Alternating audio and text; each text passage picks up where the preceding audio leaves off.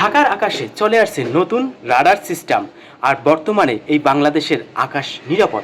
আসলে এই রাডার সিস্টেমটা কিভাবে কাজ করে, আমাদের বাংলাদেশে কি উপকৃত হবে রাডার সিস্টেম দ্বারা? প্রযুক্তিগত ঘাটতির কারণে এই বাংলাদেশের আকাশপথের যে নিরাপত্তাটা সেটা ছিল ইন্ডিয়ার কাছে। বর্তমানে এই রাডার আনার পর এখন নিজেদের কাছে এই প্রযুক্তিটা আছে। যেমন আন্তর্জাতিক আইন অনুযায়ী কোনো রাষ্ট্রের আকাশসীমা ব্যবহার করে কোনো বিমান যদি পার হয়, ওই ফ্লাইটের মিনিমাম $1000 অথবা $1500 চার্জ করা হয়।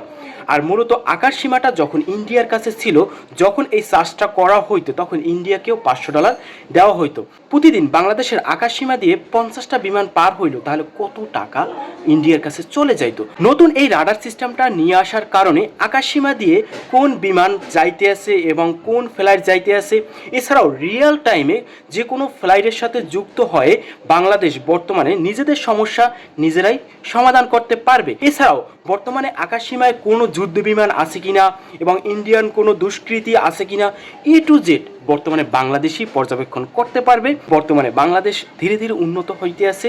যদি বাংলাদেশে দুর্নীতি না হয় এবং সঠিকভাবে দেশ পরিচালনা হয়, তাহলে এশিয়ার মধ্যে অন্যতম দেশ হবে বাংলাদেশ।